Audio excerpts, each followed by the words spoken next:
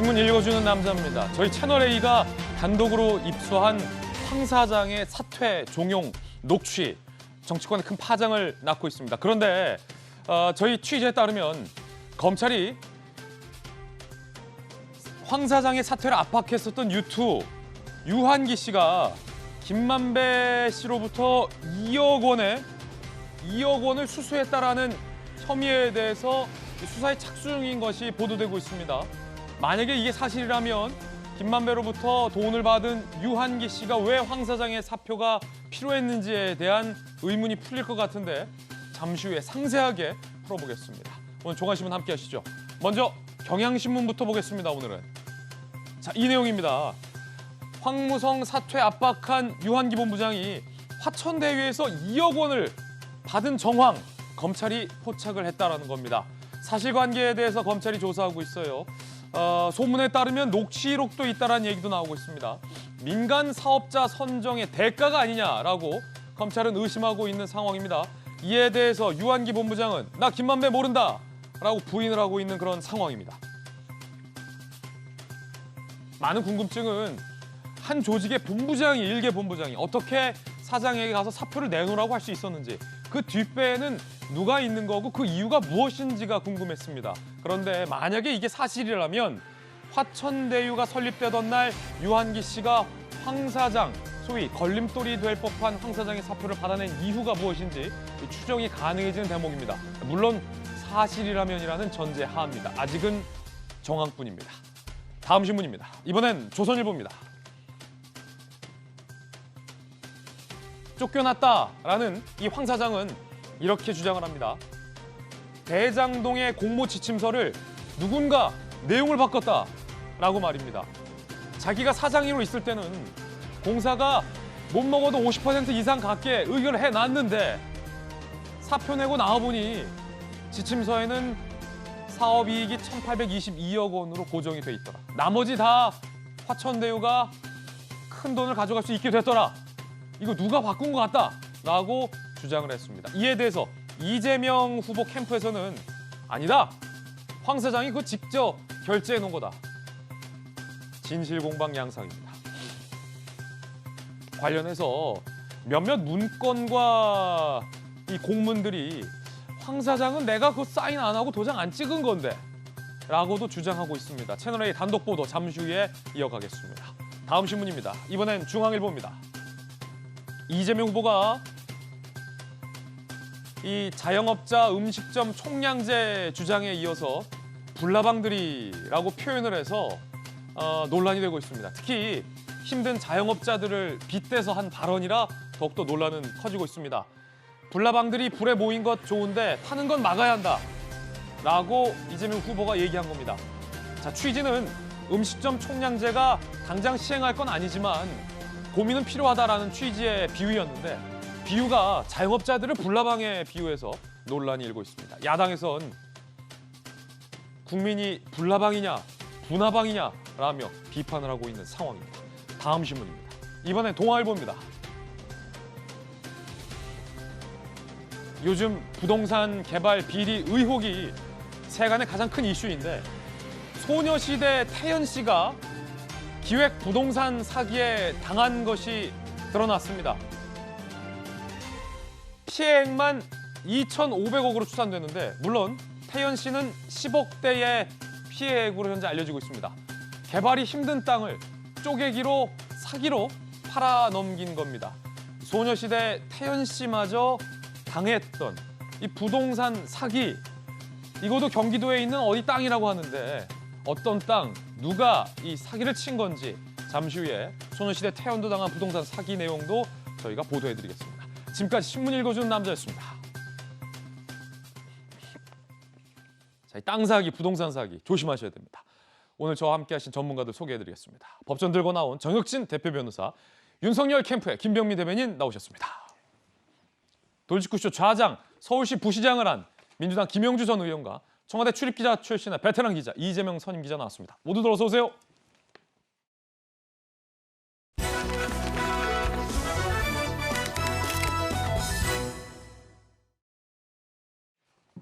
저희 채널A가 유한기 본부장이 황 사장에게 찾아가서 황 사장 당신 사표 내놓으라라고 사퇴를 종용했다라는 녹취 파일 단독 보도해드린 이후에 이 정계에 큰 쟁점이 됐습니다. 그런데 오늘 추가적인 내용이 준비되어 있습니다. 일단 제목부터 공개하겠습니다. 제목은 황 사장의 주장인데 그 공모지침서를 누군가 바꿔버렸다. 이거 누가 바꿨을까? 이 말은 사실일까? 잠시 후에 따져보겠고요. 오늘 사실 시작할 이야기는 원희룡 후보의 폭로 기자회견으로 이 이야기는 시작이 되는데 원희룡 후보의 주장과 별도로 저희들이 취재를 해본 결과 많은 조간신문에서 검찰이 비슷한 의혹을 잡고 수사 중인 사실도 확인이 됐습니다. 어떤 내용일까요? 일단 원희룡 후보의 이야기부터 한번 들어보겠습니다. 저희가 확보한 공익제보에 의하면 화천대유의 김만배는 유한기에게 2015년 대장동 개발 관련 수억 원을 건넨 사실이 있습니다. 반대하고 장애문이 되던 황무성 당시 도계공 사장을 강제로 사임시켜서 장애물을 제거하는 첫째 목적, 검찰은 즉각 수사하여 김만배와 유한기를 구속 수사해야 합니다. 앞으로 이 부분은 진실이 밝혀질 때까지 저희가 할 수 있는 모든 것을 어떠한 제한도 없이 할 겁니다. 끝까지 갑니다. 그리고 한 놈만 팹니다. 원희룡 후보의 기자회견 내용이 사실이라면 매우 충격적인 내용입니다. 황 사장에게, 성남 도시개발공사의 황 사장에게, 임기가 남아있는 황 사장에게 일개 본부장 유한기 씨가 찾아가서 사표를 내라라고 종용했던 저희 채널A의 단독 보도 내용과 맞물려서 이 유한기 씨가 화천대유 김만배 씨에게 수억 원을 받았다라고 원희룡 후보가 지금 폭로를 한 건데 제보가 있다면서 자 이게 사실일까? 어제 하루 종일 뜨거운 관심사였습니다. 그런데 많은 조간신문들과 언론사들이 검찰을 취재해본 결과 검찰도 상당수 이 내용을 파악하고 있는 것으로 드러났습니다. 함께 보시죠. 자, 물론 아직까지는 정황입니다. 사실 여부에 대해서는 수사를 해봐야 한다는 말씀 드리겠고요. 정확한 금액, 혐의죠. 혐의 금액까지 특정이 됐는데 2억 원. 김만배 씨, 이 화천대유로부터 성남도시개발공사의 유한기 전 본부장이 2억 원대 금품을 받았다라는 의혹을 검찰이 수사 중이다. 관련 녹취를 확보했다라는 보도들이 많은 조간신문에 오늘 나왔습니다. 결국 원희룡 후보가 기자회견했던 내용과 많은 조간신문들이 취재했던 이 검찰이 보고 있다라는 이 혐의가 일정 부분 상당히 일치하고 있다는 것을 알 수 있습니다. 깜짝 놀랄 만한 얘기인데 이재민 기자, 그러면 이게 연결됩니까? 딱 이게 제일 중요해요. 오늘 요 김만배 씨로부터 화천대유로부터 유한기 씨가 2억 원을 받았다라는 의혹이 그래서 유한기가 황 사장에게 찾아가서 사표를 받아냈구나 와 연결이 됩니까? 이 별개입니까? 아직은 연결이 됐다, 연결되지 않는다 말하기 어렵지만 연결이 된다는 가정 속에서 봤을 때는 굉장히 이것이 이제 부패의 사슬 구조가 어떻게 형성됐는지를 알 수 있게 되는 거죠. 그러니까 뭐 원희룡 후보가 어디에서 제보를 받았는지는 모르겠으나 이제 저런 얘기를 했다는 거고 검찰은 또 정영학 회계사의 녹취록 등에서 역시 김만배 씨로부터 유한기 성남도시개발공사 전 개발본부장이 2억 원가량 수수했다는 정황을 또 따로 확보했다는 거죠. 그러니까 두 가지의 주장이 거의 일치하는 거죠.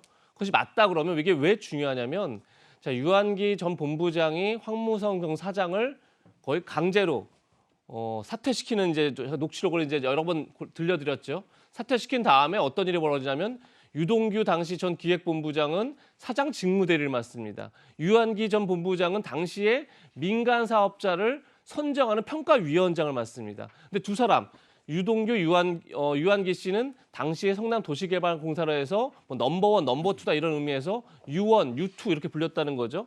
결국은 황무성 전 사장을 뭐 제거했다는 표현이 이상하지만 밀어낸 뒤에 결국은 넘버원, 넘버투가 이 대장동 사업을 실질적으로 주도를 합니다. 그리고 나서 사장 직무대리 그다음에 평가위원장으로 결국은 화천대유를 포함한 컨소시엄을 선정하고 그리고 예. 나서 지금의 이제 이 민간 사업자에게 막대한 돈이 들어가는 막대한 이익을 보는 그런 사업 구조를 만들어내는 거죠. 예.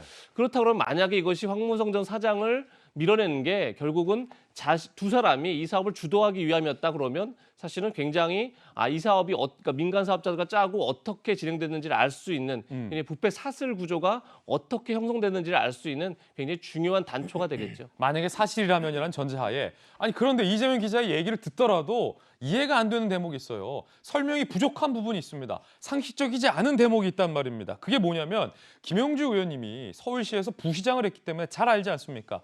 성남도시개발공사는 성남시의 영향을 받는 성남시의 산하기관 아닙니까? 맞죠? 네, 그렇죠. 공적 단체죠. 맞죠? 그러면 성남도시개발공사의 대리나 과장을 교체하는 인사 정도였다면 뒤에 있는 화천대유든 천화동인이든 천녀유원이든 중요하지 않지만 민간단체의 로비로 본부장 하나쯤이 대리나 과장 인사는 쭈물딱쭈물딱 할 수 있다면 이해는 되는데 아무리 그 뒷배에 있는 민간단체가 수억 원을 갖다 준다 하더라도 공적 단체의 성남시 직속 성남도시개발공사의 사장을 성남시장도 모르게 제거하는 일이 상식적으로 가능합니까?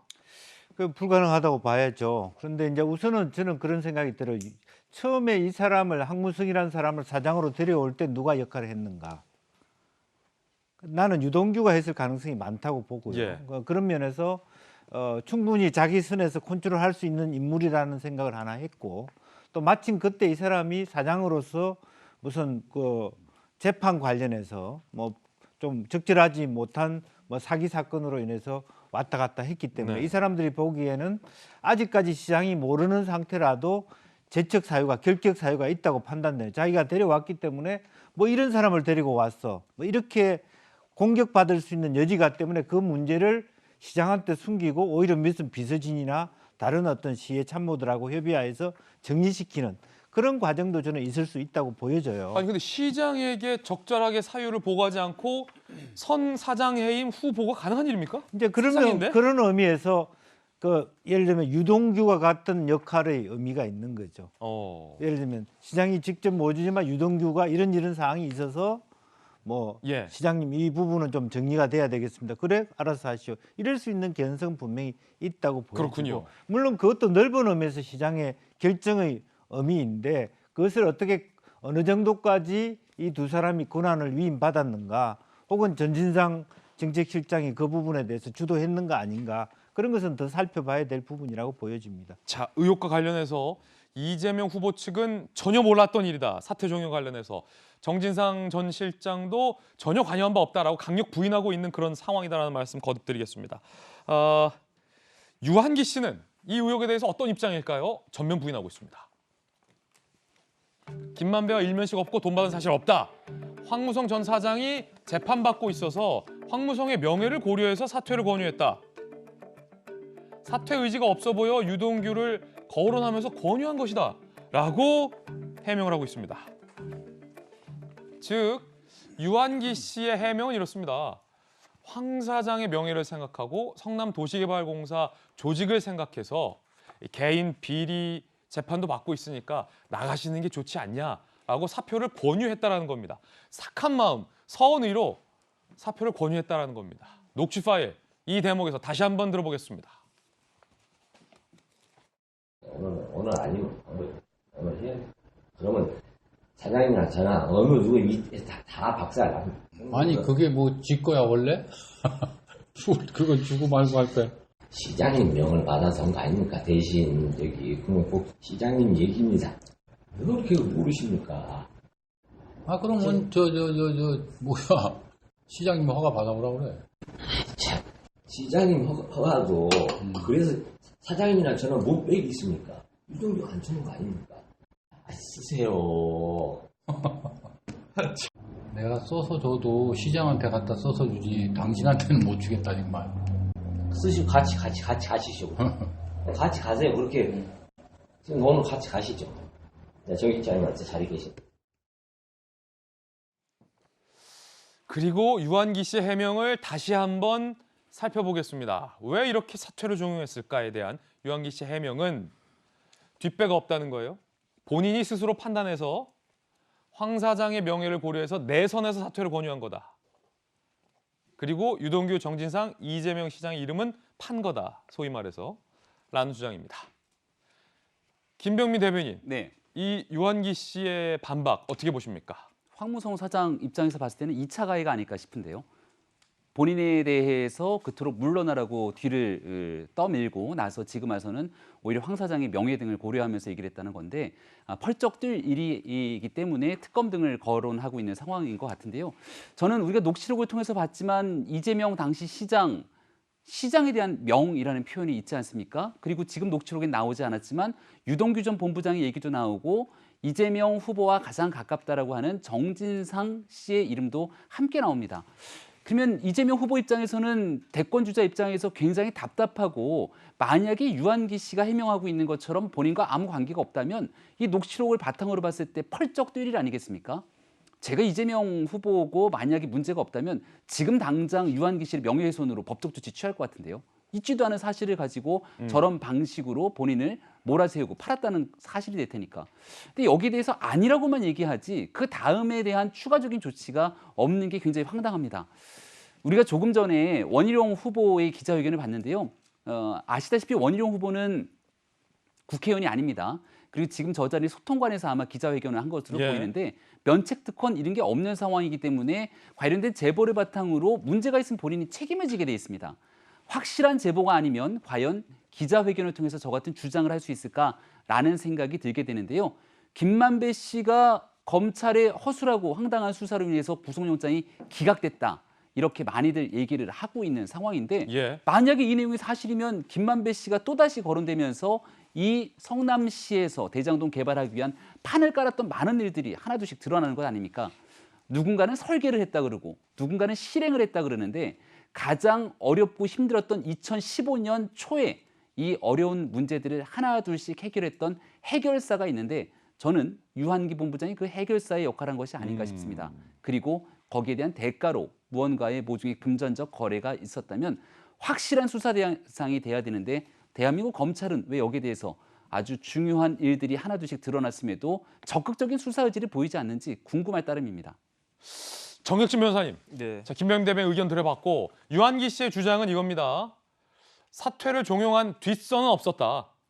내 스스로 선의로 한 거다. 황 사장의 명예를 생각해서 내가 사퇴를 종용한 거다라고 하고 그때 당시에 녹취 파일로 저희가 다시 한번 들어봤습니다. 김병민 대변인은 말도 안 되는 해명이다라고 의견을 밝혔고 정혁진 변호사님은 어떻습니까? 이 의혹에 대해서 유한기 씨는 돈도 안 받았고 뒷선도 없었다. 이재명 후보는 이와 같은 일을 전혀 모르고 있었다라는 입장이에요.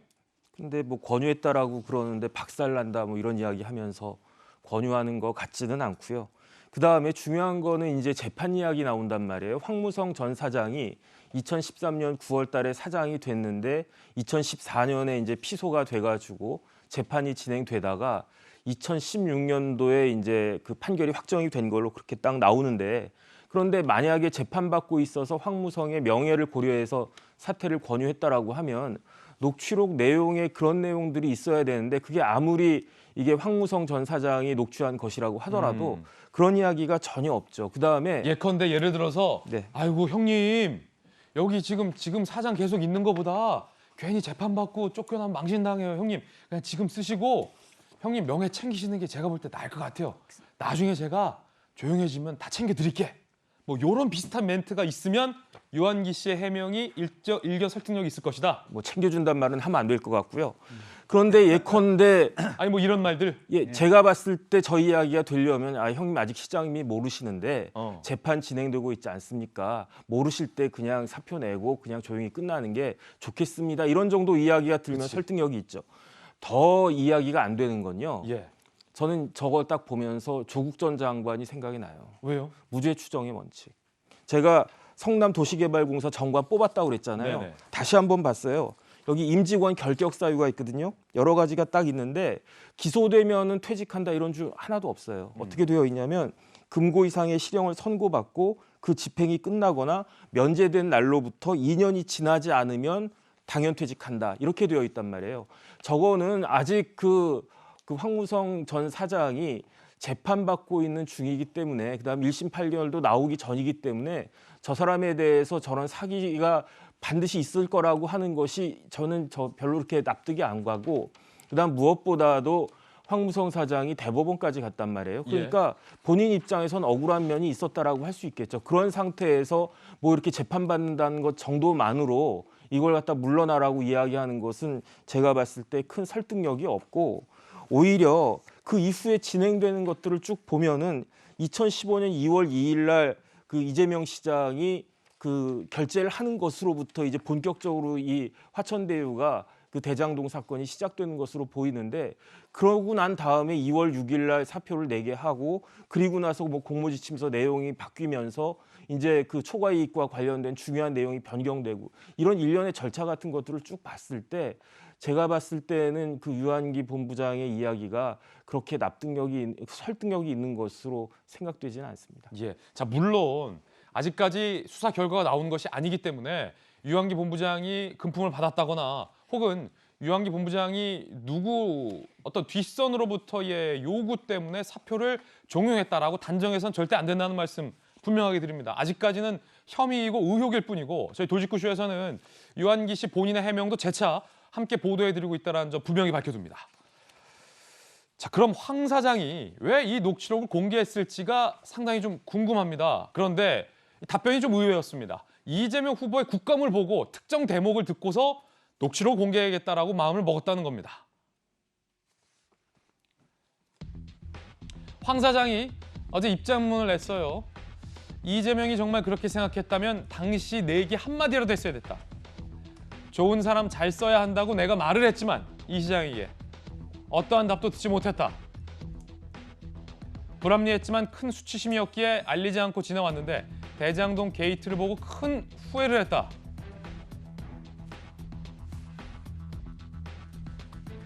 자, 이재명 후보가 정말 그렇게 생각했다면 당시 내게 한마디도 했어야 했다. 이 녹취록 공개 결심 중에 한 대목이 국감에서 나오는 이재명 후보의 이 발언 연관이 있다는 건데 이재명 후보가 국감에서 뭐라고 말했길래 황 사장에 대한 발언 들어보시죠. 초대시 성남도시공사의 사장 황무성 씨 알고 계시죠? 네. 황무성 씨가 임기가 3년인 것도 알고 계시고요. 이렇게 1년 2개월하고 그만뒀는데 이거 왜 이렇게 했습니까? 이게 시장님이 그만두게 했습니까? 아니면 스스로 그만뒀습니까? 저는 그분이 계속 계시길 바랐어요. 왜냐하면 그분이 상당히 역량 있는 분이셨고 또 유한기 본부장도 사실은 일부러 저희가 채용한 분이시기 때문에 전 잘하길 바랬습니다. 알겠습니다. 찾아가서 우리 지사님께 말씀을 드렸다면서요. 그만둘 때 마지막 인사를 좋은 사람 골라서 써라. 기억나십니까? 죄송하지만 기억이 안 나네요. 황 사장은 좋은 사람이었다, 유능한 사람이었다, 더 있기를 원했다라고 이재명 후보가 이렇게 얘기했는데 이재명 기자, 요 대목을 듣고서 황 사장이 뭔가 좀 느꼈다는 거예요? 어제 입장문에서 이제 그것이 녹취 공개의 결정적 이유라는 입장을 밝혔죠. 그러니까 지금 계속 이재명 후보 측에서는 황무선 정 사장이 저 녹취 자체가 자작극이다라는 식의 이제 얘기를 했던 거죠. 그러면서 무슨 얘기를 했냐면 왜 2015년 2월 달에 사표 종용받고 나서 6년이 지나 이제 와서 녹취를 공개하느냐 이걸 문제 삼았습니다. 그런데 거기에 대해서 황무성 전 사장의 답은 이겁니다. 지난 국감에서 이재명 후보가 자기가 성남시장 시절에 사표를 내고 나서 퇴임 인사를 온 황무성 사장을 보면서 역량이 있는 사람인데 더 했으면 좋겠다는 생각을 했다. 그렇다면 황무성 전 사장 입장에서는 그렇게 한마디만 했으면 자기는 사표를 쓰지 않았다는 거죠. 그런데 그런 얘기가 전혀 없었고 오히려 자기 자신이 좋은 사람을 좀 잘 쓰셔야 합니다라고 얘기했지만 이재명 시장이 아무 얘기가 없었다라는 게 이제 황무성 전 사장의 입장인 거죠. 주장이죠. 그런 점에서 자신은 당시 상황을 돌이켜 보더라도 이것은 분명히 이재명 시장의 명이 있는 상황에서 어떤 사표 종용이 있었다라고 믿고 있는데 지금 국감에서 이재명 후보가 전혀 다른 얘기를 하니까 사실 이건 정말 문제가 있다. 그래서 결국은 녹취를 공개한 거다 이런 건데 자, 아무리 생각해봐도 지금 이재명 시장은 당시 시장은 전혀 황무성 사장이 왜 사표를 했는지 몰랐다는 거 아니겠습니까? 그러면서도 또 역량 있는 분이기 때문에 더 했으면 좋겠다는 생각을 했다는 거 아닙니까? 그런데 왜 그렇게 사표를 낸 사람에게 그런 말 한마디도 하지 않았죠? 사실 이건 굉장히 좀 이상하지 않습니까? 정말 역량이 있다 그러면 최소한 왜 사표를 내십니까 정도는 물을 수 있는 것 같은데 그 질문조차 안 했다는 것 굉장히 이상한데 저는 그거에 대한 답변이 어떻게 보면 이 황무성 전 사장을 밀어내고 찍어내고 결국 유동규, 유한기 두 사람이 대장동 사업을 좌지우지하는 것 아니냐는 의혹을 풀어내는 첫 번째 단추가 아닌가라는 생각이 들어서 이재명 후보가 거기에 대해서 꼭 답을 해야 된다 이런 생각이 듭니다. 예, 자, 이재명 기자의 견해였지만 물론 이럴 수는 있어요. 김용주 의원님, 시장이 사실은 성남도시개발공사가 굉장히 큰 단체인 것도 맞고 중요한 단체인 것도 맞고 거기에 사장이면 굉장히 역량 있는 자리인 것은 맞지만 시장이 임명할 수 있는 자리가 굉장히 많지 않습니까? 그렇기 때문에 속으로 그런 생각을 했더라도 일일이 다 왜 사표를 쓰시냐, 더 계셔야 되지 않냐라고 말은 못했을 수도 있고 속으로만 생각하고 만약에 유동규나 유한기가 시장을 속이고 황 사장의 사표를 종용한 상황에서 황 사장 입장에서는 시장이 아무 말도 안 하니까 이게 시장의 뜻이구나라고 생각할 수도 있었다라는 거죠. 물론 진실은 알 수 없죠. 정말 이재명 시장이 다 시켜서 사표 받아놓고 거짓말을 하는 걸 수도 있고. 그렇습니다. 그러니까 아마 황무성 사장이 좋은 사람 잘 쓰라라고 한 부분에 대해서 본인이 이제 좀 오히려 그러면 결국에는 유한기나 유동규가 황무성 사장 보기에 썩 이렇게 좋은 사람 같지 않아 보인다라는 뜻으로 해석될 수 있을 거라고 보여집니다. 그런데 그 당시만 하더라도 이재명 시장은 상당히 크게 유동규에 대해서 호감을 갖고 있고 유동규 중심으로 이 문제 시설관리공단부터 도시개발공사 이런 나름대로의 개발 사학의 중추가 되었기 때문에 아마 그런 것들이 좀 서로 간의 마음의 어떤 갈등을 혹은 대립을 갖게 되는 그런 배경이 아니었나 그렇게 생각이 듭니다. 자, 진실은 어디에 있을까요? 아직 현재로서는 어떤 것이 진실이다라고 저희들이 단정할 수 없습니다. 그렇기 때문에 검찰이 이 모든 의혹들을 수사로 철두철미하게 명쾌하게 밝혀내야 할 텐데 자, 과연 국민들의 기대를 검찰이 부응해 줄 수 있을지도 현재로선 미지수입니다. 그런가 하면 저 사직서, 황 사장의 저 사직서, 강제로 받아냈다는 황 사장의 저 사직서도 위조가 됐다라는 의혹을 황 사장은 주장하고 있습니다. 이거 어떻게 된 걸까요? 아니, 사직서도 위조? 어떤 얘기죠? 자, 지금 여러분들이 보고 계신 게 바로 그때 당시에 논란이 됐던 이 황 사장의 사직서입니다. 황 사장의 주장에 따르면 상기 본인은 개인적인 사정으로 인하여 사퇴하고자 이에 사직서를 제출합니다. 2015년 3월 7일 성남도시개발공사 사장 황 사장 도장 꽝! 요것도 유한기가 만들어서 가져온 사직서다. 황 사장은 이렇게 주장하고 있습니다. 그러면서 황 사장은 저 도장 내가 찍은 적 없다 라고 주장합니다. 나는 도장을 찍지 않았다. 그럼 뭘 찍었다는 거죠? 황 사장의 주장 들어보시죠. 사무실로 갖고 오는 거는 사인했지 도장 찍은 적이 없고. 사인을 했었다. 와, 이거 만약에 윤석열 캠프의 김병민 대변인님, 네. 이거 그렇게 막 핵심적인 건 아닌데 그렇다고 우리가 간과해서도 안 되는 건데 네. 둘 중에 하나예요. 나는 사인을 했다는 겁니다. 근데 공개된 걸 보니 도장이더라. 그렇죠. 공개된 거 보니까 사인 위에 도장을 찍은 것도 아닌 것 같네요. 그러면 저게 위조됐거나 아니면 황 사장의 기억이 잘못됐거나 뭐 그거는 둘 중 아니겠습니까? 그건 좀 예단하기는 어려운 것 같습니다. 좀 오래전 일이기 때문에 일단은 본인이 사인을 했다는 것은 사직에 대해서 강요가 있었든 거기에 대해서 받아들이기로 했다는 의미로 볼 수 있을 텐데 그럼에도 황 사장의 주장이 맞다면 본인은 사인을 했는데 그게 아니라 누군가가 도장을 대신 찍어서 제출했을 정도 이 황무성 사장 성남도시개발공사 내에서 그 정도의 일들이 벌어지고 있었다는 뭐 유추가 가능하지 않을까 싶은데요. 단정할 수는 없습니다만. 예, 굉장히 중요한 것 중에 하나는 황무성 사장을 그 밑에 있는 부하 직원이 사퇴를 종용하면서 막 밀어내는 일련의 과정이 다 녹취에 나와 있다는 것 아닙니까? 예. 조금 전에 저는 이재명 후보가 국감장에서 했던 얘기 중에 좀 충격적인 얘기가 있었어요. 일부러 제가 채용했다는 얘기했습니다. 유한기를.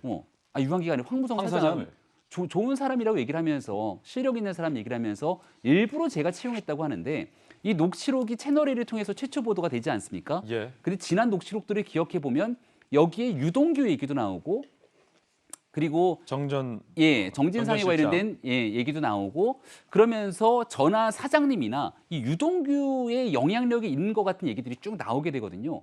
그렇게 되면 만약에 이 유투라고 불리는 유한기 씨가 녹취록에서 얘기했던 것처럼 황 사장을 데려오는데 유동규의 입김, 영향력이 있었다는 내용을 우리가 유추해 봤을 때 이재명 후보가 얘기했던 일부러 제가 채용했다는 것은 또 어떻게 해석해야 될 것인가.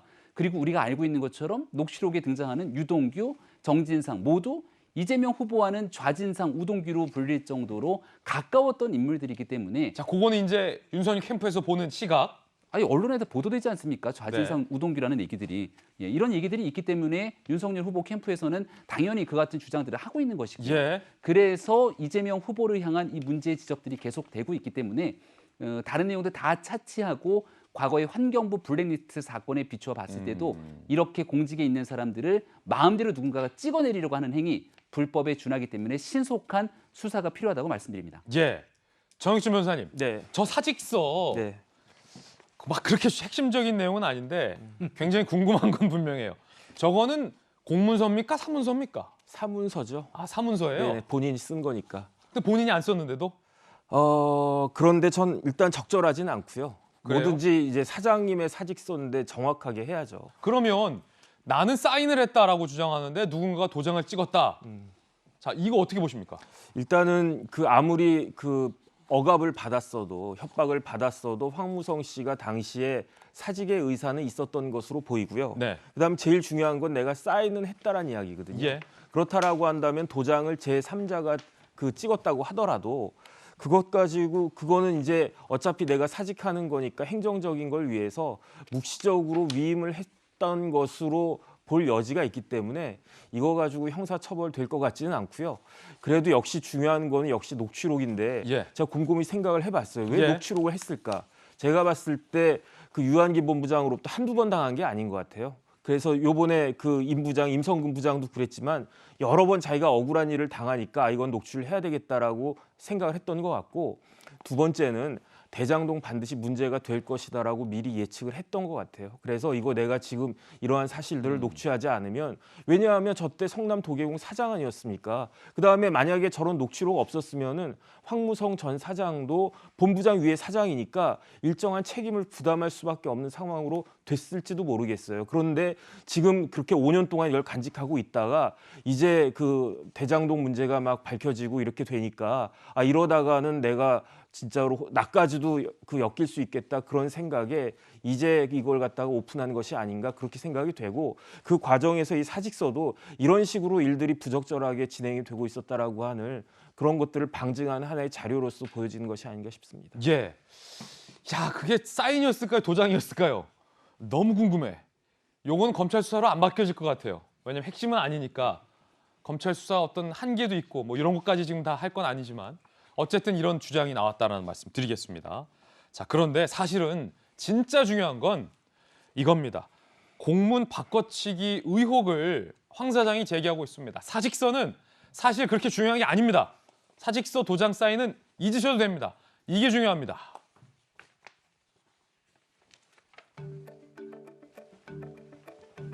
내가 모르는 내 결제, 공문 바꿔치기 정황, 이게 가장 큰 의혹이고 주장인데 황 사장이 이렇게 얘기해요. 내가 있을 때는 대장동 사업의 수익 50% 이상을 보장한다.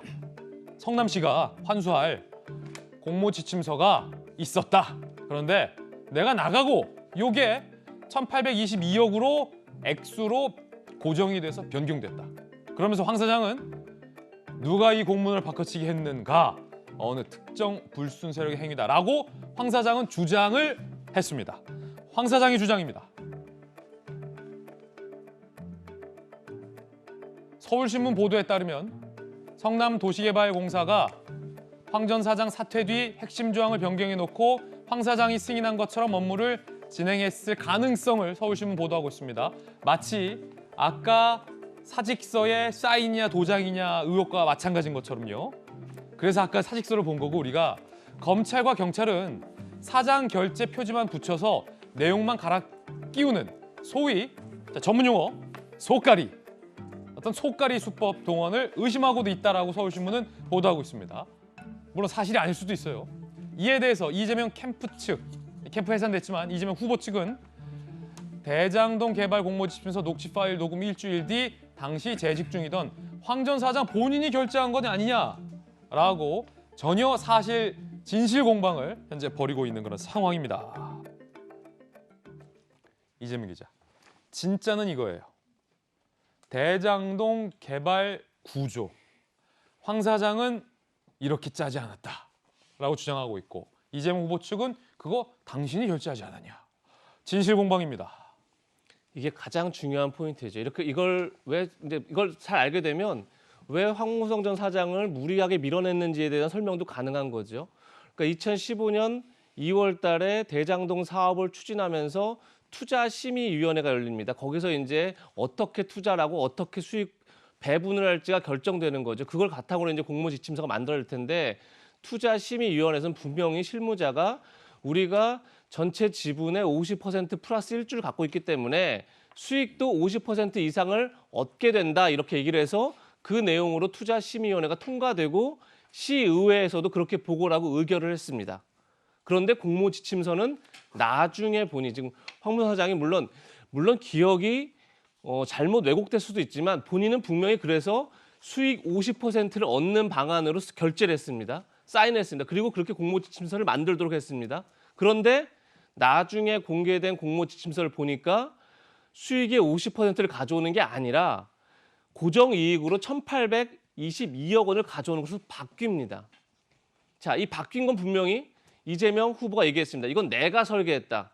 내가 수익 50%보다 고정이익 1,822억 원이 더 많다라고 믿었기 때문에 그렇게 바꿨다고 얘기를 했습니다. 여긴 일단 첫 번째 문제는 바꾸려면 투자심의위원회를 다시 열었어야 합니다. 그리고 시의회에도 다시 보고를 하고 다시 의결을 했어야 합니다. 근데 그런 절차가 없었던 거죠.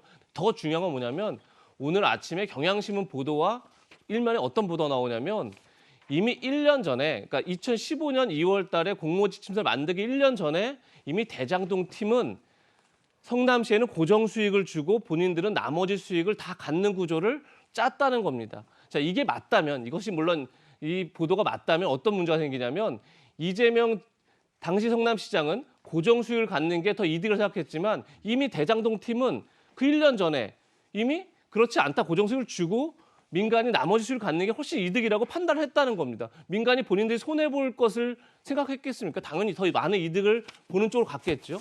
자, 이게 맞다면 이 말이 맞다면 그럼에도 불구하고 황무성 전 사장이 투자심의위원회와 시의회에 고정 수익이 아니라 50%를 갖는 수익으로 바꾸자 밀어낼 수밖에 없었다고 볼 수 있는 거고 또 더 중요한 건 뭐냐면 이재명 시장이 본인이 고정 수익을 받는 것을 설계했다지만 오히려 고정 수익이 더 성남시의 손해라는 걸 민간 사업자들이 알았다. 그렇기 때문에 고정 수익 대신 고정 수익을 주고 나머지 수익을 갖는 방향으로 처음부터 설계를 했다 그러면 이재명 시장이 만약에 몰랐다 그러면 오히려 이재명 시장이 설계를 당한 거죠. 알았다 그러면 이건 명백한 배임이 되는 거죠. 그런 차원에서 좀 제가 설명이 복잡하긴 하지만 굉장히 이 문제는 중요하다. 이것이 바로 이번 대장동 사건의 핵심 내용이라는 점을 말씀드립니다.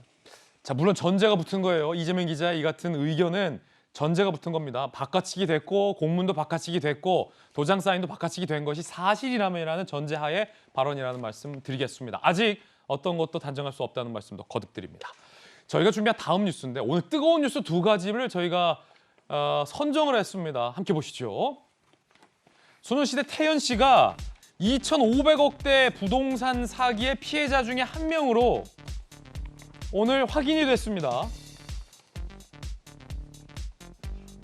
경기도 하남시 땅이에요.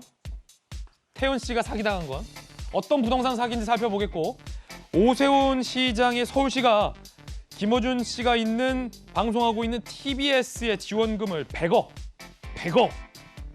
삭감할 걸 검토하고 있다는 보도도 나왔습니다. 왜일까요? 함께 살펴보겠습니다. 소녀시대의 태연 씨가 부동산 사기를 당했습니다. 10억대 사기를 당했는데 그 부동산 사기의 총 규모가 무려 2,500억대다라는 보도들이 나오고 있습니다. 태연도 당한 2,500대 부동산 사기. 부동산 기획업체 A그룹이 개발이 불가능할 땅을 야, 이거 호재 있다. 아, 전형적이죠, 이거.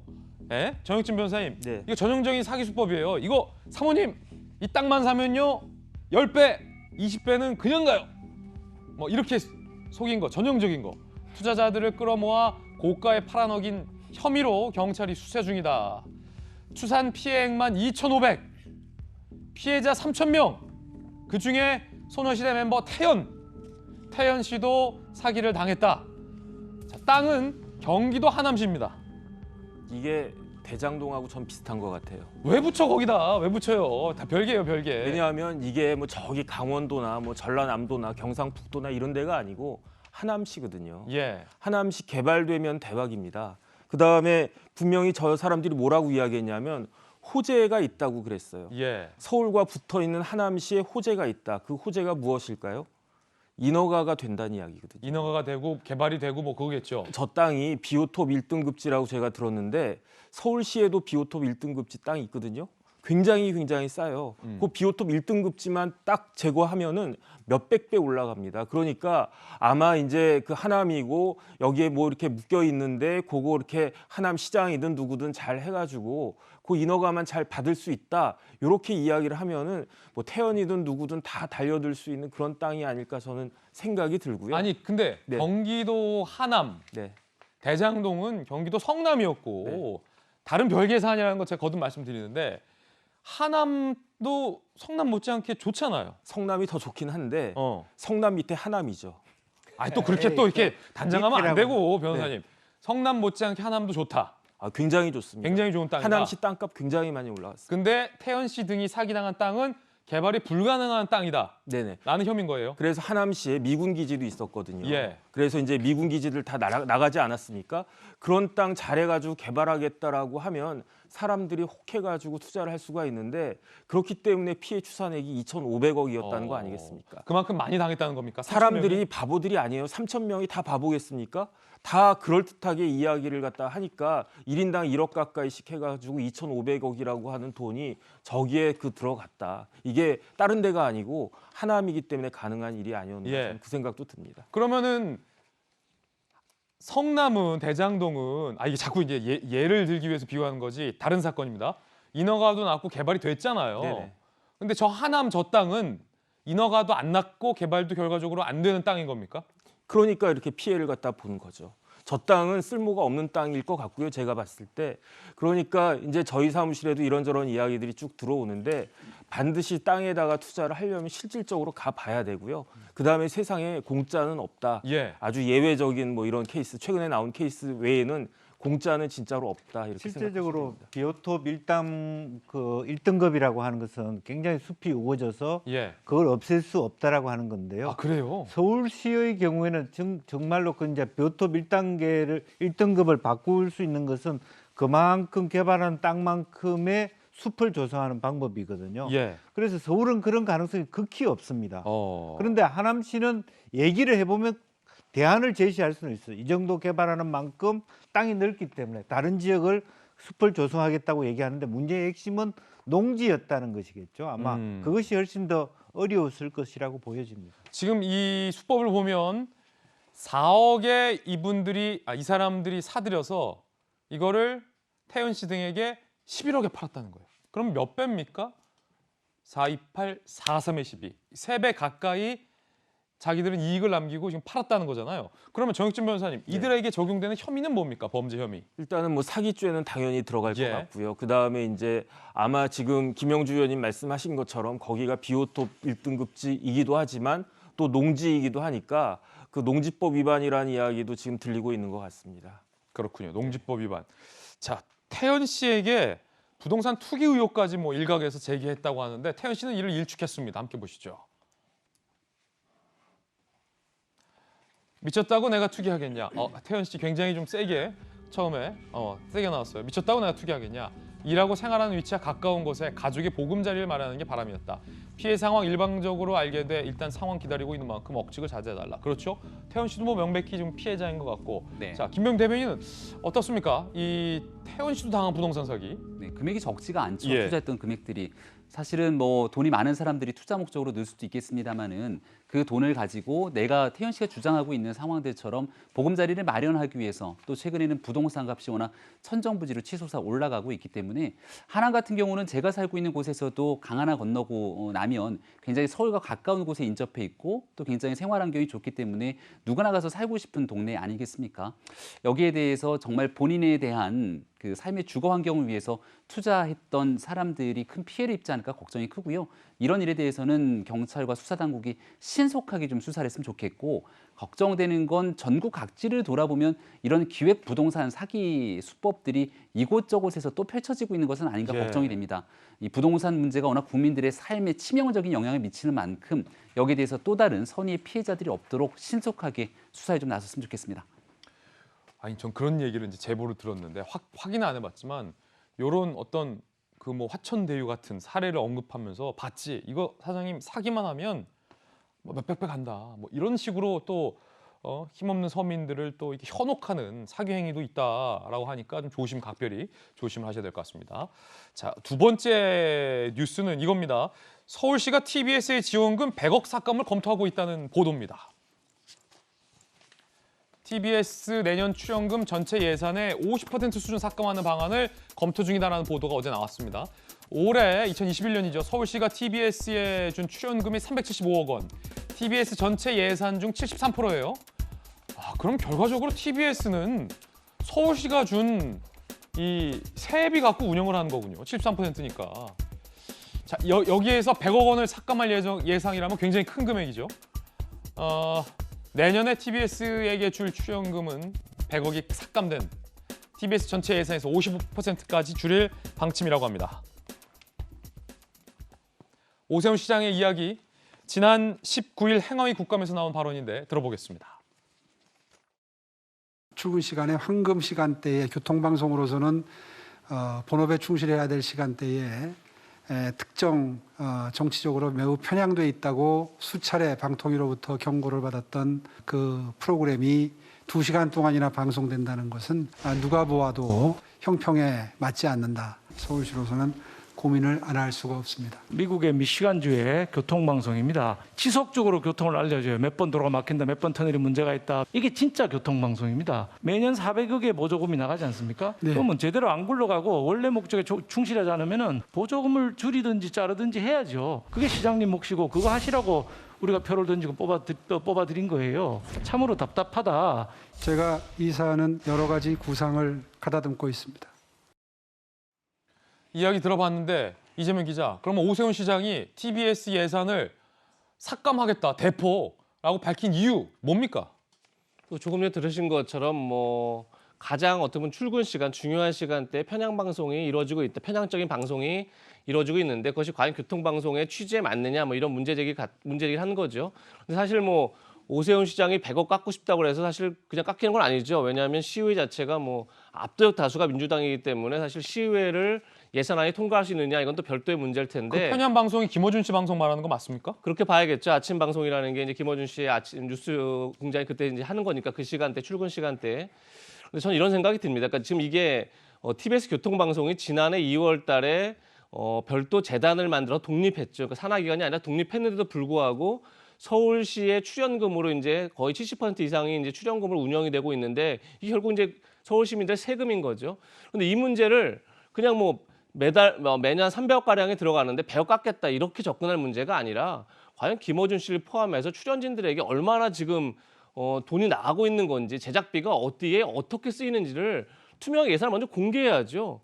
그걸 바탕으로 해서 과연 적절성이 있느냐, 이 예산들이, 이걸 바탕으로 예산을 만들고 그것을 관철시키는 게 서울시와 서울시의회의 의무인 거죠. 그냥 뭐 너무 많은 것 같으니까 100억 깎겠다, 혹은 뭐 서울시의회 같은 경우는 뭐 예를 들면 우리 민주당 성향이 강하기 때문에 오히려 더 뭐 예산을 늘려주겠다 이런 차원이 아니라 서울 시민 입장에서는 그 예산이 어떻게 쓰였는지 알 권리가 있는 거죠. 예. 그거를 알아내는 게 또 서울시의 의무고요. 그런 점에서 전 이것이 뭐 100억이냐 뭐 아니면 전액 삭감이냐 뭐 100억 뭐 상향 조정이냐 이런 문제가 아니라 이제는 그야말로 서울 시민들에게 과연 TBS의 예산이 어떻게 쓰이고 있는지 정확하게 먼저 공개하는 게 먼저다, 이런 말씀을 꼭 드리고 싶습니다. 그렇군요. 아니 김명주 의원님께서 서울시 부시장을 하셨으니까 김어준 씨에게 출연료가 얼마나 지급됐고 그간 얼마나 지급됐고 교통방송의 예산이 얼마인지에 대해서 사실 공개가 안 됐잖아요. 그러면 이재명 기자의 얘기는 이거 서울시의 세비가 상당히 지원되는 만큼 이거 투명하게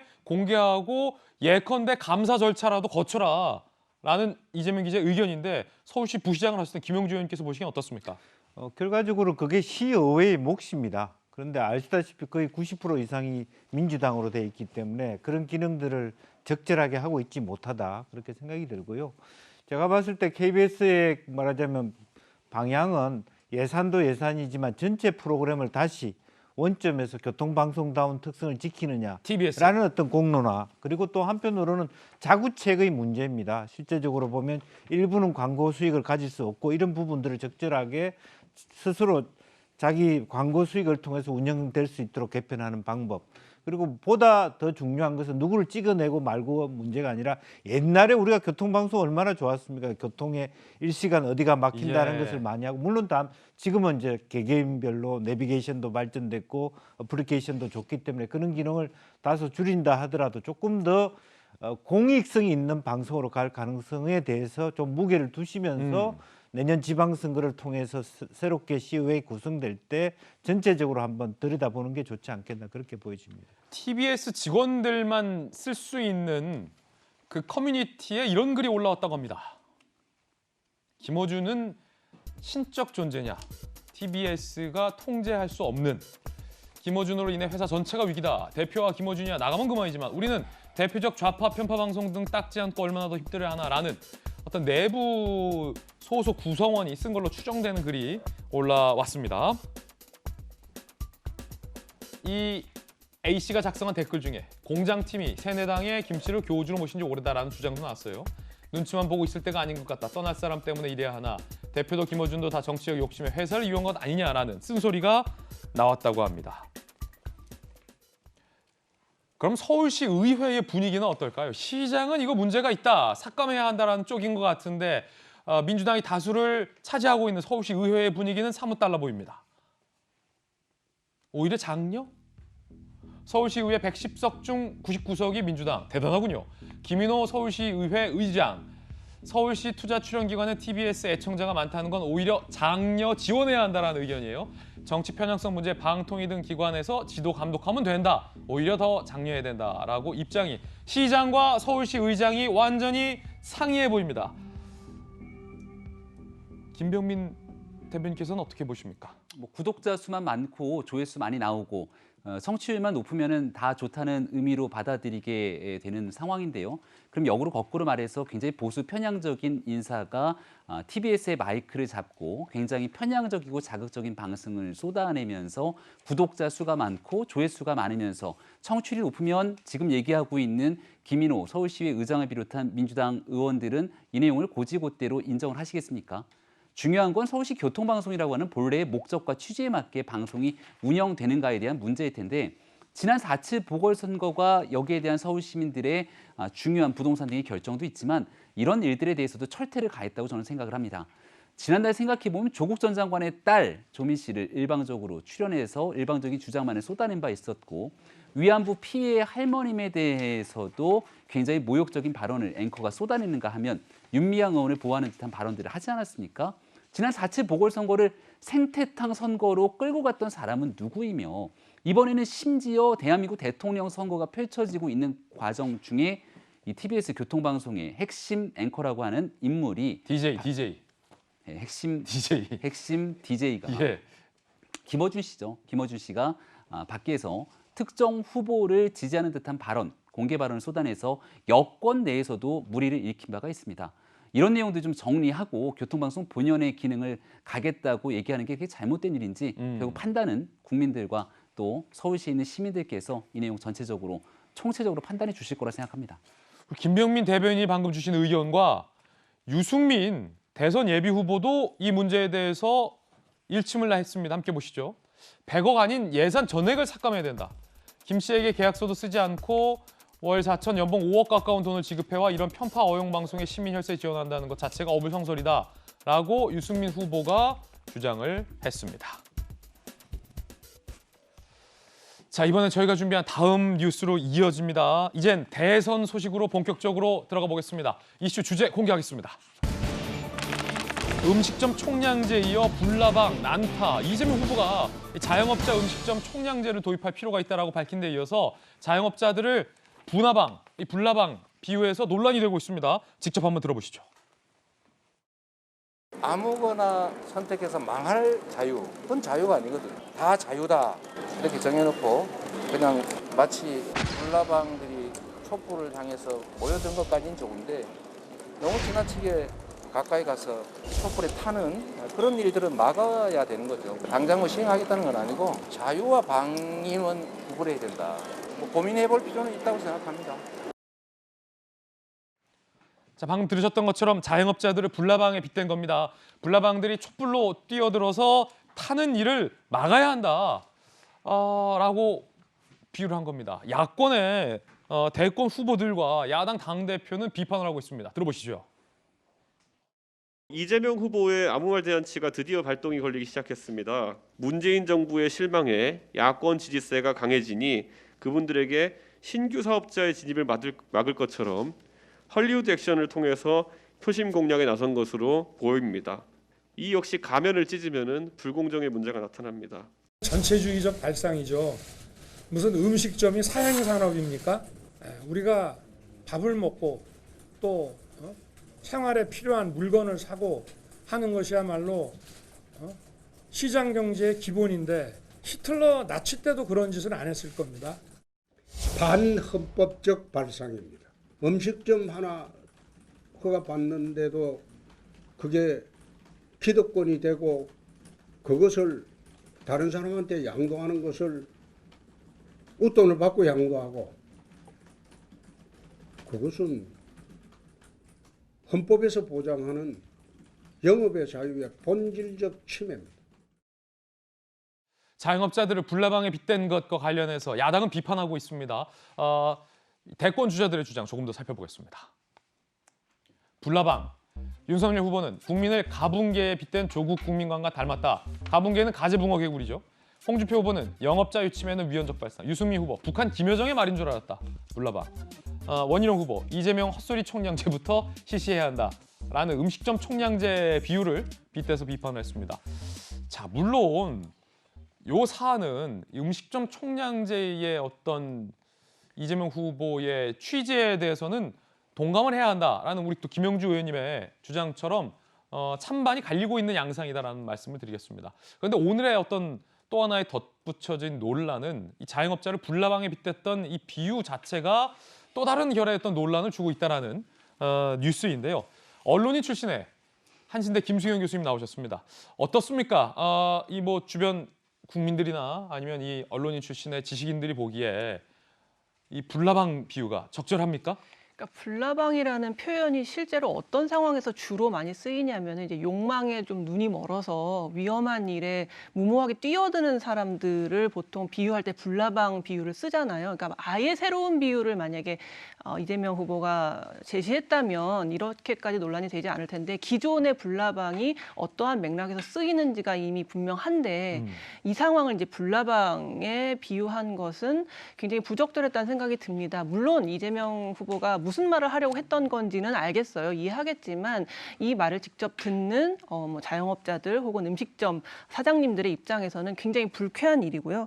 또 한편으로는 얼마나 안타까우면 이런 말을 했을까라는 생각도 했지만 이게 그냥 우발적으로 나온 말이 아니라 자기가 성남시장으로 있을 때 잠시 이런 음식점 총량제에 대해서 생각해 본 적이 있었다라고 하는 것으로 보아 우발적인 단어라기보다는 굉장히 정말로 그런 생각을 하고 있었던 것으로 생각이 돼서 조금 우려스러운 부분이고요. 사실 뭐 자영업자들 혹은 음식점들이 너무 많이 생기고 준비되지 않은 상황에서 창업이 돼가지고 이게 좀 뭐 망하는 경우도 있고 뭐 이런 것에 대해서 당연히 뭐 국가의 입장에서 행정을 책임지는 사람의 입장에서는 대책을 만들 수 있다고 생각이 듭니다만 그거를 신규 사업자가 진입하는 걸 아예 막는 것보다는 뭐 컨설팅을 해준다거나 창업 교육을 시켜준다거나 이런 식의 긍정적인 어떤 도움을 통해서 자영업자들이 혹은 음식점 사장님들이 망하지 않게 해야지 이런 식으로 무조건 규제하자, 아무나 들어오지 못하게 하자라는 생각은 전 좀 초법적인 발상이라고 생각이 듭니다. 김수영 교수님의 의견이었습니다. 김병미 대변인님, 네. 조금 전에 윤석열 후보가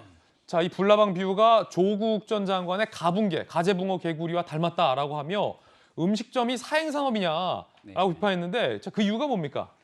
조국 전 장관이 국민의 분노를 쏟아냈던 과거 SNS 글 다 생각나실 겁니다. 누구나 용의될 필요 없다. 개천의 가재, 붕어, 개구리 언급하면서 국민들을 분노에 끌어오르게, 특히 청년들의 분노를 끌어오르게 됐던 시발점이 되기도 했습니다. 이재명 후보의 발언을 보게 되면 공감 능력이라는 게 있을까라는 생각이 저는 가장 첫 번째로 드는데요. 우리가 지난 한 2년 가까이 코로나를 겪으면서 지금 자영업자분들께서 겪고 있는 고통의 그 무게는 감히 함부로 입 밖에 꺼내기도 어려울 정도의 심각한 상황입니다. 경기지사를 지냈고 그리고 지금은 유력한 또 여권의 대권 주자의 반열에 있는 상황이기 때문에 여권의 대권 주자이기 때문에 자영업자들의 고통을 해결하기 위해서 어떤 노력을 해야 될지를 언급해야 되는 이 상황 속에서 아주 가볍게 과거에 한번 생각해봤다. 공약이라고 얘기를 하지도 않습니다. 이런 방식으로 툭툭 던지는 발언 속에 불나방이라고 하는 매우 부적절한 비유까지 쏟아냈기 때문에 심지어 진보정당인 정의당까지 나서서 이재명 후보를 향해 비판하고 있는 거겠죠. 제가 한마디 꼭 좀 드리고 싶은 건요. 자영업을 통해서 생계를 꾸려가고자 하는 분들께서 정말 좋은 양질의 일자리를 문재인 정부가 일자리 대통령을 자임했던 것처럼 비정규직 제로 시대를 열겠다고 하지 않았습니까?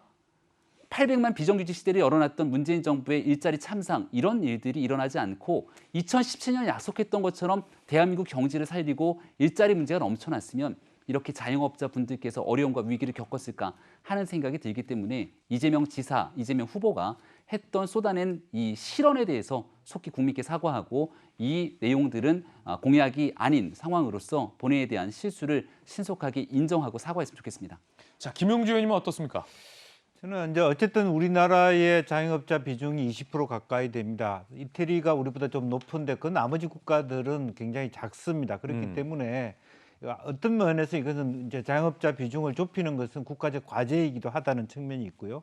또 다른 한편으로 저도 이렇게 뭐 정치인 국회의원 시절에 가보면 너무 이제 많은 그 업장들이 또 중소 시장에 있는 분들이 열고 망하고 해서 사실 어떻게 보면 간판 만드는 분들만 돈 버는 거 아닌가 그런 안타까운 마음이 들었습니다. 그런 의미에서 오히려 저런 고민이라도 할 수 있는 사람이 과연 국민의힘에 누가 있는가? 지금 헌법의 침해다 그런 얘기를 하지 실제로 무엇을 통해서 이 문제를 해결할까? 근데 뭐 물론 경우는 다릅니다만 택시는 총량제를 하고 있지 않습니까? 실제로 싱가포르 같은 경우는 대수까지 제한합니다. 이제 다만 이재명 후보도 이것이 바로 실행할 수 있다는 것이 아니고 그런 고민까지 했다라는 문제의식을 갖고 있다. 어떻게 하면 이 죽어가는 상권이나 소상공인이 다 같이 문을 열어서 같이 망하는 이런 구조를 극복할 것인가를 고민하는데 주안점을 줘야 될 것 같고 아까 김성 교수 얘기한 것처럼 다른 부분을 통해서 교육이라든지 직업 교육을 통해서 이분들의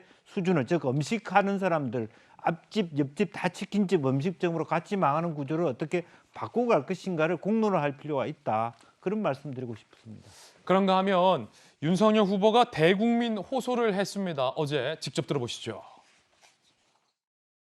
비상식과 불공정, 불의와 위선의 상징인 문재명 세력과 선명하게 투쟁하겠습니다.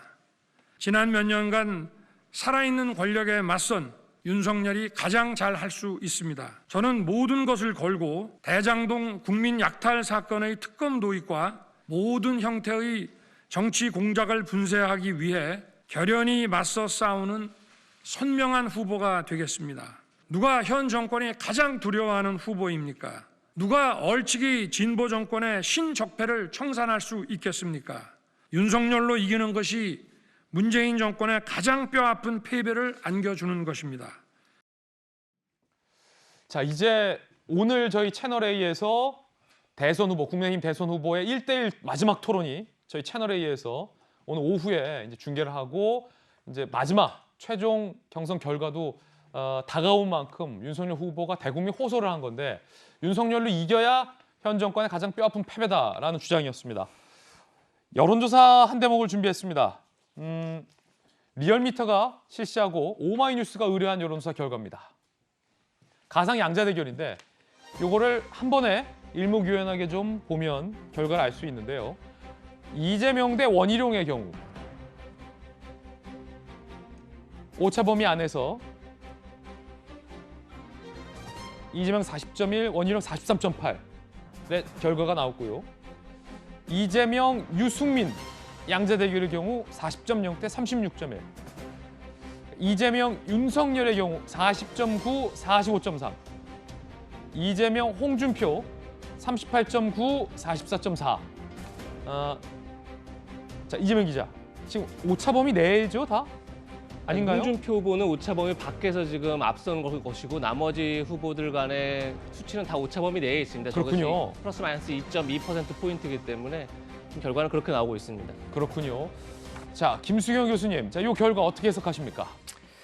그게 참 저도 이걸 보면서 어쨌든 지금 홍준표 후보만이 오차범위 밖에서 이재명 후보를 이기고 있는 것으로 나오잖아요. 그래서 이 홍준표 경선 후보가 굉장히 선전하고 있는 것을 우리가 볼 수가 있는데, 저는 이제 윤석열과 홍준표 이 두 사람에 대한 약간 호감도 비호감도 같은 것들을 생각해 봤습니다. 생각보다 홍준표 후보가 굉장히 선전하고 있거든요. 그 이유를 생각해 보면은 어쨌든 윤석열 후보 같은 경우에는 좀 호감도도 높고 비호감도도 높은 인물인 것 같습니다. 굉장히 논쟁적인 인물이기 때문에, 그리고 현 정권에서 어쨌든 발탁되었지만 동시에 현 정권의 어떤 핍박과 탄압을 받는 이미지로 지금 대선 후보로 우뚝 선 거기 때문에 윤석열 후보에 대해서는 굉장히 호감과 비호감이 공존하는데, 홍준표 후보에 대해서는 사실 지금 젊은 층의 20대들의 이제 지지도가 굉장히 높다고 나오잖아요. 근데 사실 이 20대 같은 경우에는 홍준표 후보가 예전에 어때 했었는지 잘 기억을 못할 수도 있고, 사실 2018년 뭐 지방선거 이럴 때는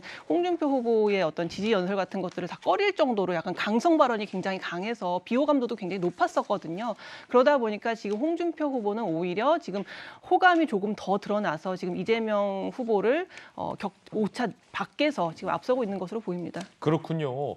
오차 범위 내의 수치들이라 통계적으로 유의미하지 않지만 각 주자 캠프 입장에서는 하나하나가 조금씩 민감할 수밖에 없을 것 같은데, 예컨대 결과를 다시 보시면 원희룡 후보 입장과 유승민 후보 입장이 사실은 뭐 엄밀하게 통계적으로 말하면 오차범위 내이기 때문에 뭐 다를 바 없다라고 해야겠으나, 사실 받아들이는 입장은 조금 다를 수도 있을 것 같아요. 민감함의 정도에 있어서. 네, 이병 대변인. 나와 있는 수치 그대로를 국민들께서 보고 판단하지 않겠습니까? 지금 나와 있는 건 가상 양자 대결의 수치인데요. 정작 중요한 건 내년도 3월 9일 대통령 선거 때 더불어민주당이 이재명 후보를 찍을 분들이 아니라 정권 교체를 간절히 염원하고 이재명 후보가 아닌 국민의힘의 주자를 찍으실 분들이 과연 얼만큼 국민의힘의 주자들에게 마음을 건네고 표를 주느냐의 문제 아니겠습니까?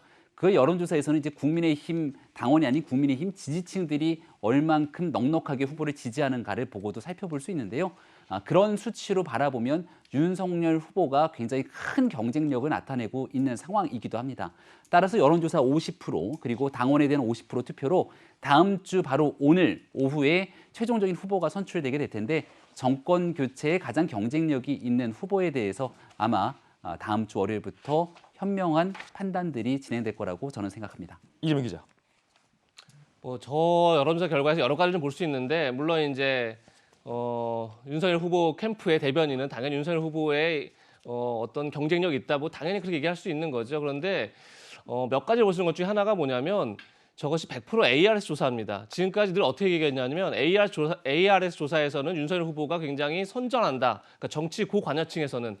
그런데 불구하고 윤석열 후보는 오차 범위 내에 있고 홍준표 후보는 오차 범위 밖에 있다는 건 윤 후보 입장에서 약간 좀 뼈 아플 수 있는 대목이 아닐까 이런 생각이 들고, 뭐 그렇다 하더라도 다 이제 박빙의 승부를 펴고 있는 거죠. 그럼에도 불구하고 원희룡 후보의 약진은 눈에 좀 띄는 거죠. 그 얘기는 뭐냐면, 원희룡 후보가 어쨌든 지금 대장동 1타 강사라는 것으로 자신을 어떤 브랜드를 만들어냈죠. 반면에 이제 물론 오차범위 내에 있긴 하지만 유승민 후보 같은 경우는 어떻게 보면 윤석열 후보를 겨냥한 메시지가 많았죠. 그런 점에서 지금 굉장히 중요한 메시지는 뭐냐면, 보수 진영 내지는 뭐 반문 진영이라 할 수 있는 그런 진영에서는 굉장히 흥묘백묘론이 굉장히 지금 통하고 있다. 그러니까 쥐를 잘 잡는 게 중요하지 그것이 흰 고양이냐 검은 고양이냐가 아니다. 이런 이제 인식들을 많이 갖고 있다라는 생각이 들고, 그런 점에서 어제 윤석열 후보가 이런 메시지를 냈습니다. 자신을 정권 교체의 도구로 사용해달라. 저는 굉장히 이게 중요한 의미가 있다고 생각합니다. 그러니까 지금 다음 주 5일이면 국민의힘에서 누가 이제 후보가 선출될 텐데, 그 후보는 지금 그 후보가 훌륭해서 선출된 게 아니라 그야말로 이재명 후보의 집권을 막아야 된다라는 보수 진영의 그런 절박함이 반영돼서 선출된 겁니다. 따라서 내가 훌륭해서 지금 돼 있다 이게 아니라 그야말로 정권 교체의 도구로 쓰이고 있다 이런 생각을 반드시 가져야 한다 이런 생각이 듭니다. 자, 여러 여론조사에서 보듯이 윤석열 후보와 홍준표 후보가 굉장히 치열한 경쟁 국면에 들어서고 있습니다. 한 영상이 과거 공개돼 설왕설래가 많았습니다. 어깨를 툭 치는 듯한 장면. 자, 이 대목에서 홍준표 후보의 입장이 지금까지 안 나왔었는데 홍 후보가 입을 열었습니다. 일단 영상부터 보시고 홍준표 후보 이야기도 한번 살펴보겠습니다. 자, 15일 토론회 직후에 이렇게 인사를 하면서 그만해, 그만해, 딱 이렇게 어깨를 툭 치는 듯한 이 장면. 자, 요거 홍준표 후보 입장에서는 사법고시나 뭐 검사 인권 한참 선배이기 때문에 입장을 지금까지 안 내왔는데 홍 후보가 직접 입을 열었습니다. 그냥 후배가 아니라 김영주 의원님, 새까만 후배. 새까만 후배가 할 만한 적절한 행동은 아니다. 당시 윤 후보가 어떤 말 했는지는 불쾌하니 대답 안 하겠다라고 인터뷰를 했습니다. 네.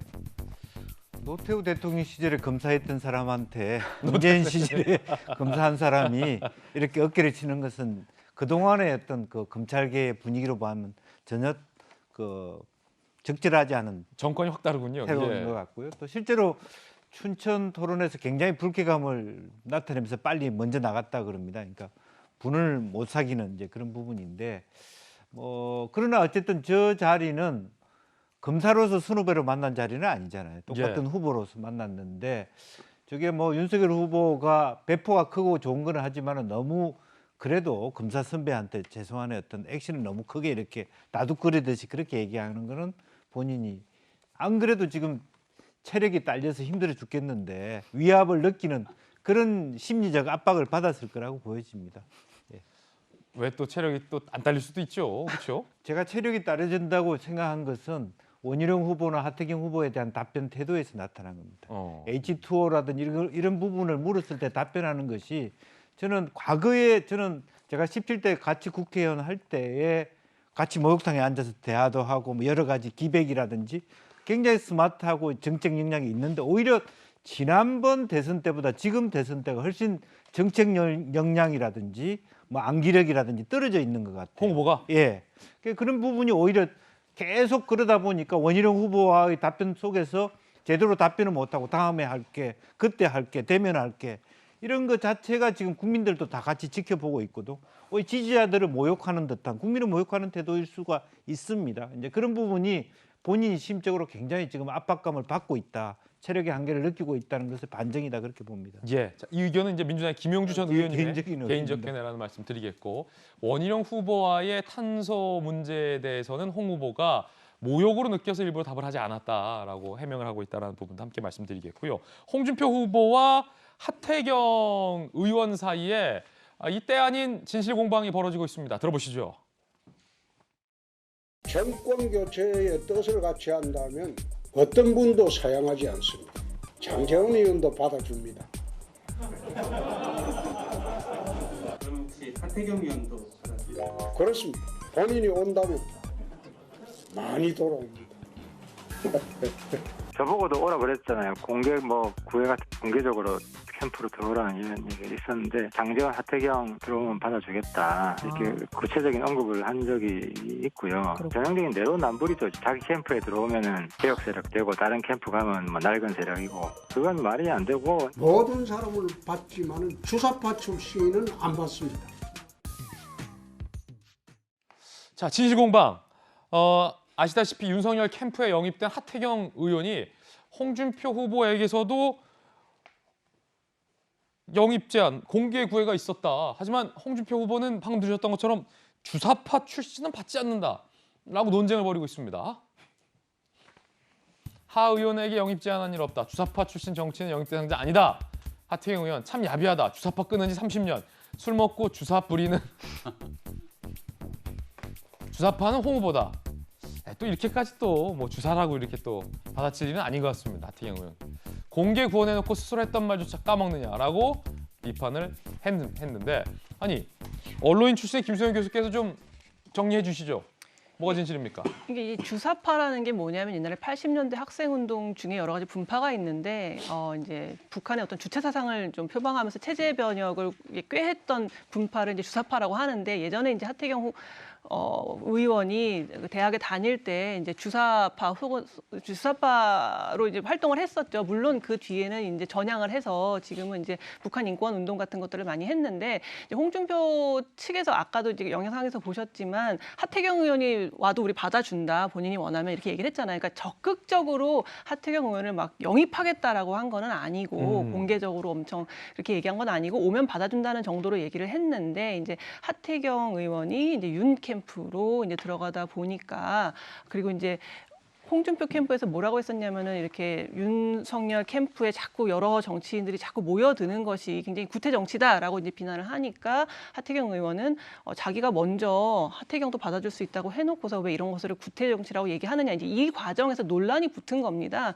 그러다 보니까 이제 홍준표 캠프 측에서는 우리가 언제 하 의원에게 영입 제안을 했냐, 우리는 주사파는 안 받는다 이런 식으로 이제 좀 꼬아서 얘기를 한 건데요. 사실 이제 홍준표 캠프 혹은 홍준표 의원 같은 경우에 그동안 이렇게 좌파라든가 주사파라든가 뭐 전교조들이 학생들을 좌파로 세뇌시킨다든가 이런 식의 굉장히 색깔론적인 이념적인 색깔론적인 좀 구태 정치적인 발언들을 많이 해왔거든요. 그게 별로 국민들에게는 좋아 보이지는 않는다는 생각이 듭니다. 예, 자 이번엔 대선 소식 알아봤고요. 저희들이 준비한 다음 이야기의 주제를 공개할까 합니다. 공수처가 손준성 검사에게 구속영장을 청구했다가 기각된 것을 두고 여러 후속 보도들이 나오고 있습니다. 어제는 한 문장에 성명불상이라는 표현이 3-4번 나왔다. 굉장히 이례적인 한 영장의 한 대목을 저희가 보도해드렸는데 손준성이 고발 사주를 소위 지시했다라는 근거로 공수처가 내밀었던 게 이 검찰 조직도다라는 보도가 나왔습니다. 사실이라면 조금 당황스러운 대목입니다. 공수처가 손준성 검사를 향해서 고발장 작성 및 전달 지시를 주장하고 있는데 2가지 내부 조직도를 근거로 제시했다라는 보도가 나왔습니다. 지난 26일 영장 실질심사 당시 조직도 1, 성모모, 임모모 검사 이름 위에 손준성이라고 글씨를 수기로 작성해서 자 이게 조직도입니다 하고 근거로 냈다라는 거. 조직도 2번째, 손준성, 성모모, 임모모를 병렬로 표기한 조직도.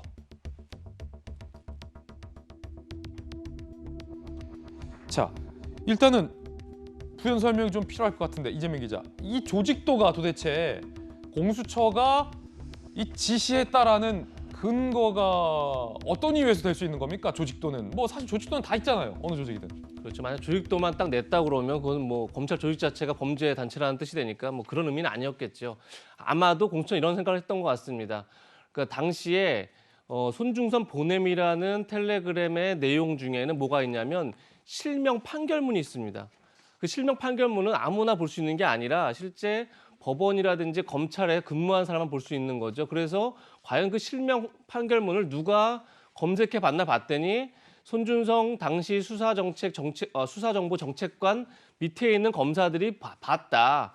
그렇기 때문에 그 검사들이 그 실명 판결문을 봤다는 건 이 실명 판결문 자체가 결국은 손준성 당시 수사정보정책관에 의해서 보게 했고 결국 이 모든 고발에 사주를 한 것이 결국 손준성 검사다 이런 걸 증명하려고 했겠죠. 근데 아무리 생각해봐도 이런 의미에서 조직도를 냈다 하더라도 그 조직도 자체가 결국은 고발 사주의 증거가 되겠습니까? 아니 예를 들어 제가 이해하고 있는 근거나 이 증거라는 건 예컨대 이재명이 김진을 시켜서 누구를 고발하게 했다. 이재명이 김진에게 보낸 문자 메시지를 공수처가 수사를 통해서 확보했습니다. 딱 그래서 구속영장 주십시오.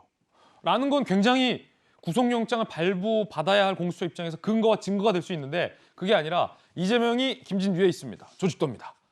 라는 건 좀 근거가 지시했다라는 근거로 보기엔 너무나도 빈약하잖아요. 이제 그런 부분이 이제 굉장히 어떤 취약했던 수사가 있었고 그렇기 때문에 결국 구속영장이 이제 기각된 게 아닌가 싶은데 영장 전체가 12쪽이라고 지금 알려져 있는데 그중에 성명불상이 23번 나온다는 거 아니겠습니까? 예. 그만큼 수사가 거의 이루어지지 못한 거죠. 근데 어제 말씀드린 것처럼 물론 손준성 검사를 포함해서 그 관련자들이 협조를 잘 안 했다라는 점이 있겠지만 수사 협조하는 관련자 많지 않죠. 근데 그걸 어떻게 증거로 돌파해내냐의 문제였는데 그것이 없는 상태에서 결국은 좀 구속영장을 예. 신청했고 그러다 보니까 청구했고 그러다 보니까 조직도라는 약간 이제 어떤 증거를 제시할 게 없다 보니까 조직도까지 동원되는 게 아닌가 이런 생각이 듭니다. 그런가 하면 구멍 숭숭 성명불상 영장에 이어서 윗선의 이름도 잘못됐다고 합니다. 틀렸다고 합니다. 성명불상은 23번 등장하고 작년 4월 대검 차장검사 이름을 조남관으로 영장에 적시했는데 알고 봤더니 당시 차장검사는 9번선 차장검사였습니다. 사실관계조차 틀렸다라는 보도가 나왔습니다. 한 검찰 간부, 당시 대검 차장 누군진 윤 전 총장으로 가는 보고라인을 구성하는 본질인데 기본적 사실관계조차 공수처가 파악을 못한 거다. 현직 차장검사는 공수처 2인자인 차장이 주임검사 맡은 구속영장이 이토록 허술하다라고 비판을 했습니다. 자, 윤석열 캠프에서는 어떻게 보십니까? 차장 이름도 틀리고 성명불상도 23번 나오고 조직도까지 썼다는데. 공수처의 최대 위기죠. 공수처가 출범했을 때 정치적 중립이 핵심이라고 여야 모두 입을 모아서 얘기하지 않았습니까? 손준성 검사에 대해서 체포영장이 기각됐는데 구속영장을 치는 사상 초유의 일들이 벌어졌고요.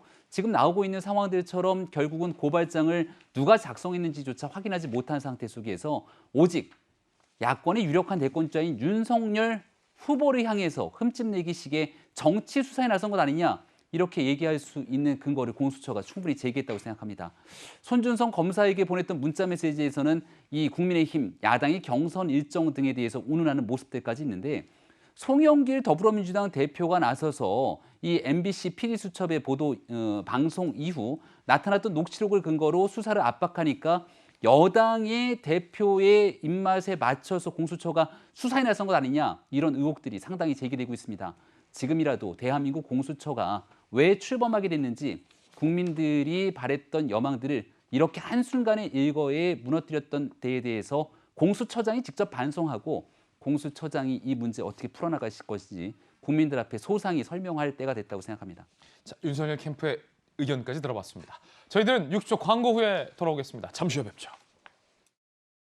네, 오늘 저희가 준비한 소식 모두 다 전해드렸습니다. 오늘 오후 뉴스 톱10 시간에 저희 채널A에서 국민의힘 대권 주자들의 마지막 1대1 TV 토론이 채널A가 주관하여 생중계됩니다. 많은 시청 부탁드리겠습니다. 좋은 주말 보내시고요. 저희들은 월요일 아침 8시 50분에 인사드리겠습니다. 오늘 하루는 분명 어제보다 나을 겁니다. 좋은 하루 되십시오. 고맙습니다.